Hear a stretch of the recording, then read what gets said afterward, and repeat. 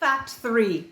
Did you know that our Jamaican national costume, our national dress, is made with the madras or bandana material? Yes, it is that characteristic plaid material of red, green, white, yellow. Yes, and you can see it in our head wraps or skirts, and it symbolizes our rich cultural, vibrant heritage. You see Miss Lou always adorning herself with this beautiful material.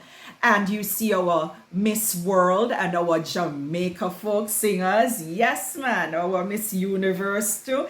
And our folklorists. We love to adorn ourselves in this beautiful costume, the Jamaican national costume. We wear it with pride. Happy Independence, Jamaica! And thanks for watching. You can follow me on my social media on Facebook at tanya.hernandez.9440234 or on my Instagram at Doraytee, Doraytee.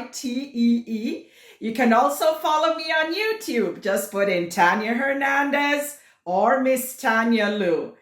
And you can also go on my website, TaniaLHernandez.com. What good?